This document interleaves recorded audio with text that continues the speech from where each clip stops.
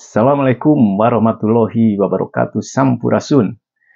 Eko Kuntadi di dalam channel YouTube-nya masih mengkritik tentang kebijakan Kang Deddy Mulyadi, yaitu tentang pembongkaran tempat rekreasi hibis fantasi dan juga masalah pembebasan atau pemutihan pajak bagi mereka yang memiliki kendaraan roda 2 atau 4 yang menunggak beberapa tahun. Nah, saya ingin mengomentari apa yang sebenarnya Eko maksud atau yang Eko tuduhkan kepada Kang Deddy, di mana dia berpikir bahwa Kang Deddy melakukan gebrakan ini, yaitu pembongkaran tempat rekreasi hibis fantasi itu, hanya untuk sensasi saja, karena dilakukannya hanya untuk sementara waktu. Maksudnya, kata dia, yang menyebabkan banjir itu bukan hanya tempat rekreasi hibis fantasi, tetapi juga banyak bangunan-bangunan yang lain. Dan juga masalah pemutihan atau pembebasan pembayaran pajak bagi mereka yang memiliki kendaraan dari penunggakan pembayaran pajak sebelumnya juga dikritisi karena katanya pemerintah Jawa Barat kehilangan devisa dari pembayaran pajak tersebut.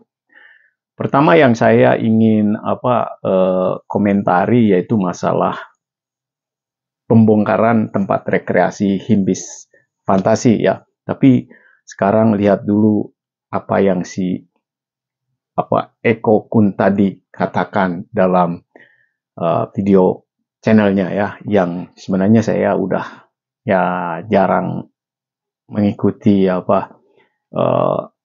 siaran dia atau tayangan dia dalam YouTube dia, karena kadang-kadang malas juga, dia terlalu overacting dan terlalu dibuat-buat dalam bicaranya. Silakan tonton dulu apa yang dia utarakan.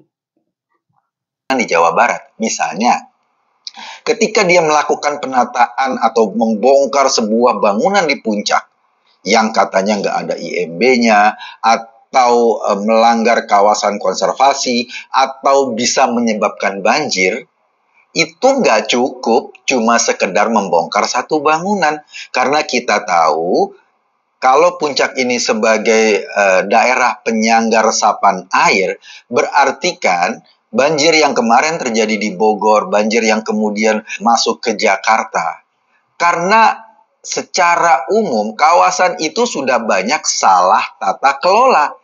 Saat Kang Deddy melakukan pembongkaran itu dengan logika bahwa ini melanggar tata ruang atau melanggar administrasi tata ruang dan lain-lain, dan bangunan ini bisa menyebabkan banjir, pasti ada bangunan-bangunan lain di puncak yang juga sama posisinya. Nah, apakah setelah video tersebut akan ada kebijakan umum untuk melakukan penataan total di kawasan puncak? Itu yang saya maksud ketika dia melakukan gebrakan, harus diikuti dengan kerja-kerja yang konsisten sehingga gebrakannya itu tidak berhenti pada pencitraan, harus konsisten. Itu salah satu yang ingin saya soroti. Nah, jadi yang Eko katakan, gebrakan dari Kang Deddy itu akan menjadi sebuah gebrakan yang sifatnya pencitraan kalau tindakan-tindakan penataan di puncak ini sifatnya tidak konsisten dan tidak sustainable atau secara terus-menerus ya. Nah, kembali kepada apa yang terjadi sebelumnya. Memang kawasan puncak itu sudah sangat rusak sekali karena kebijakan gubernur yang dulu, terutama gubernur yang zaman PKS, dia itu membiarkan puncak hancur lebur, terutama ada daerah wisata esek-esek, yang mana banyak orang Timur Tengah datang ke sana. Begitu juga dibangunnya villa-villa dan lain-lain. Dan itu bukan kebijakan dari gubernur yang ada sekarang. Dan mungkin sebagian ada kebijakan gubernur yang sebelumnya, yaitu zaman Ridwan Kamil. Dan yang paling banyak itu zaman Aher, ya. Dan lantas Kang Deddy sekarang dituntut untuk melakukan ya pembongkaran di puncak itu secara konsisten, yaitu jangan satu bangunan saja. Jelas pasti dia akan melakukan ya kegiatan ini atau gebrakan ini secara konsisten. Dan kita tunggu saja. Sekarang begini, ya kalau sama sekali Hibis Fantasi tidak dibongkar, itu sama saja dengan membiarkan yang lain terus berada di sana. Dengan dibongkarnya Hibis Fantasi, itu berarti sebuah peringatan kepada bangunan-bangunan liar yang di sana, juga peringatan kepada mereka yang punya properti yang tidak punya izin di sana, membangun bangunan yang merusak lingkungan, akan takut. Dan mereka akan siap-siap, apakah membongkar sendiri, ataupun ya mereka ya dibongkar oleh pemerintah. Dan itu hanya nunggu masalah waktu saja. Dan jelas sekali Kang Deddy hanya kebetulan ya dia baru menjabat jadi gubernur, tiba-tiba ada bencana banjir di wilayah Puncak yang disebabkan oleh salah satu ya tempat di Puncak, yaitu tempat rekreasi Hibis Fantasi yang dulunya katanya tidak pernah banjir di sana. Nah, tinggal menyelidiki atau mengsurvei ya tempat-tempat mana saja yang terefek atau mendapat dampak dari bangunan-bangunan yang ada di puncak yang sehingga menyebabkan bencana banjir itu, dan tinggal ya dicek dan dilihat perizinannya, dan kalau memang itu ilegal dan merusak lingkungan alam semesta di sana, ekosistem di sana, pasti sama Kang Deddy akan dibongkar. Dan ini tidak bisa tiba-tiba langsung ya dibongkar begitu. Hanya kebetulan Hibis Fantasi itu sedang dibangun dan sangat baik sekali. Begitu belum selesai sudah dihentikan pembangunannya. Dan yang sudah dibangun itu memakan waktu untuk ya dibongkar.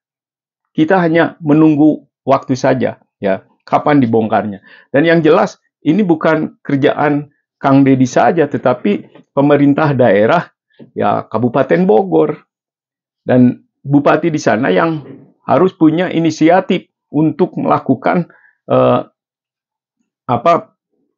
pembongkaran, pembenahan yang ada di puncak Bogor itu.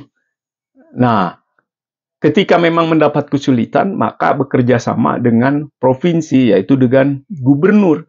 Gubernur itu seperti seorang wakil dari presiden dari pusat. Jadi kita tunggu aja gebrakan Kang Deddy selanjutnya untuk membenahi, menata kawasan puncak agar tidak terjadi bencana. Nah, kalau Eko mengkritik dengan hal semacam demikian, itu sama saja Eko tidak punya pikiran secara secara bijaksana ya melihat kondisi di lapangan seperti apa. Tiba-tiba langsung mengkritik bahwa ini sebuah pencitraan kalau seandainya ini tidak konsisten dilakukan terus-menerus. Dan Kang Deddy bukan tipe orang yang tidak konsisten.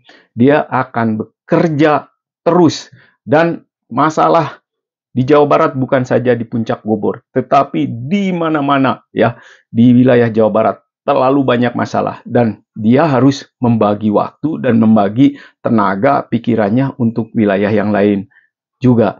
Dan sekarang lihat perkataan atau pandangan Eko tentang pembebasan ya atau pemutihan pajak yang ditunggak oleh mereka yang memiliki kendaraan. Mari kita lihat sama-sama video apa yang dia katakan. Ada lagi kebijakan yang kayaknya menarik, kayaknya seru. Ketika Kang Deddy misalnya memberikan pembebasan pajak kendaraan yang berhutang. Misalnya, kalau saya warga Jawa Barat, saya punya kendaraan, saya belum bayar pajak selama 3 tahun, bayar pajak hari ini, maka hutang pajakmu 3 tahun itu dihapuskan. Jadi kita bayar pajak hari 1 tahun dengan konsekuensi atau dengan insentif utang pajak saya dihapuskan. Ini menarik bagi sebagian orang yang barangkali mobilnya atau motornya tidak bayar pajak pada tahun-tahun lalu. Ada pemutihan. Dari satu sisi menarik. Siapa yang diuntungkan? Yang diuntungkan adalah masyarakat yang selama ini mungkin malas membayar pajak kendaraan dan sekarang ada proses pemutihan. Kalau insentif diberikan kepada orang yang malas bayar pajak, yang menunggak-nunggak pajak, pertanyaan besarnya, insentif apa yang diberikan oleh pemerintah Jawa Barat kepada masyarakat Jawa Barat yang tertib bayar pajak? Itu kan. Nah, masalah pemutihan pembayaran pajak bagi mereka yang menunggak pajak beberapa tahun, ya, karena mereka apakah tidak mampu membayar pajak atau karena mereka malas dan lain-lain lah. Nah, hal semacam ini sebenarnya juga suka dilakukan ya, bukan hanya untuk pembayaran pajak kendaraan, tapi juga katanya ada juga dalam pemutihan dalam pembayaran pajak PBB gitu ya. Nah, begini pertanyaannya, kalau seandainya tidak ada pemutihan penunggakan pembayaran pajak ya terhadap kendaraan mereka yang dibebankan itu, kapan mereka bisa bayar pajak? Ini pertanyaannya. Tahun ke tahun mereka terus menunggak dan akhirnya motor mereka menjadi motor bodong, motor yang tidak membayar pajak, dan mereka memiliki beban bagaimana menjual motornya kalau mereka tidak membayar pajak. Dan juga jelas ya mereka punya kesulitan jika mereka akan membayar pajak. Nah, karena terlalu mahal, akhirnya ya mereka malas membayar pajak. Dan biasanya mereka menjual motor-motornya dengan secara bodong, maksudnya dengan secara kosong, tidak membayar pajak. Nah, disinilah Kang Deddy memberi kebijakan kepada mereka untuk melakukan pemutihan sehingga tahun-tahun yang penunggakan itu tidak dibayar, diputihkan, dan mereka hanya membayar tahun yang jatuh itu. Dan ini meringankan mereka yang beberapa tahun tidak membayar pajak. Karena bagaimanapun mereka nggak akan bayar pajak karena kemahalan. Dan dengan pemutihan ini maka mereka membayar pajak dan akhirnya pemerintah mendapatkan devisa dari pembayaran pajak itu yang diputihkan. Nah, bagi mereka yang dapat insentif ini, ya bukan berarti ya kita memberikan keistimewaan kepada yang malas membayar pajak. Tapi alasannya yang tidak membayar pajak itu karena ya kesulitan ekonomi mereka mungkin dan lain-lain. Dan bagi mereka yang rajin membayar pajak, tidak perlu kita mendapatkan insentif dari pemerintah atas jujuran kita dan kesadaran kita membayar pajak kendaraan. Karena ya kita bandingkan semacam beginilah. Kalau kita punya kendaraan yang selalu rajin membayar pajak, memenuhi segala kewajiban yang kita harus penuhi dalam memiliki kendaraan, maka hidup kita pun tenang kan? Kita tidak memikirkan hutang dan lain-lain, dan itu hadiahnya, yaitu ketenangan kita. Begitu juga ketika kita membayar BPJS ya. Janganlah kita punya pikiran, aduh saya nggak pernah sakit tapi BPJS terus dibayar. Sedangkan mereka yang sakit, bahkan orang miskin gitu ya, nggak pernah bayar BPJS, tiba-tiba dibayarin BPJS-nya. Nah, saya nggak pernah sakit, terus bayar BPJS. Jangan sampai berpikir demikian. Karena apa? Hadiahnya adalah sehat. Kita membayar BPJS, biarkanlah untuk hadiahnya yaitu kesehatan dari Allah Subhanahu wa Ta'ala. Dan kita sumbangkan uang kita untuk mereka yang sakit. Karena kita nggak mau sakit. Ya, lebih baik kita bayar BPJS tapi kita selalu sehat daripada kita nggak bayar BPJS tapi sakit-sakitan dan pemerintah yang menanggungnya. Untuk apa kita sakit? Nggak mau kan? Nah, begitu juga ketika kita membayar pajak untuk kendaraan kita, kenapa tidak? Itu kewajiban kita. Dan bagi yang tidak membayar pajak, mungkin karena tidak punya uang atau mungkin karena malas dan lain-lain, biarkanlah mereka. Mereka yang punya masalah problemnya. Jika pemerintah atau gubernur memberikan insentif bagi mereka untuk memutihkan penunggakan pembayaran pajak yang sebelumnya dan harus membayar pajak jatuh tempo itu kebijakan yang meringankan mereka, tetapi bukan berarti tahun depan jatuh tempo pajaknya tidak membayar pajak. Tidak demikian. Jelas sekali kan Kang Deddy tidak bodoh, gubernur tidak bodoh. Itu hanya untuk sementara waktu dan justru dengan demikian pemerintah mendapatkan devisa yang sebelumnya devisanya tertunggak ya, karena mereka nggak mau bayar pajak tersebut. Sekian dari saya untuk ya mengomentari komentar-komentar dari Eko Kun tadi. Assalamualaikum, sampurasun, kasadayana, urang Jawa Barat.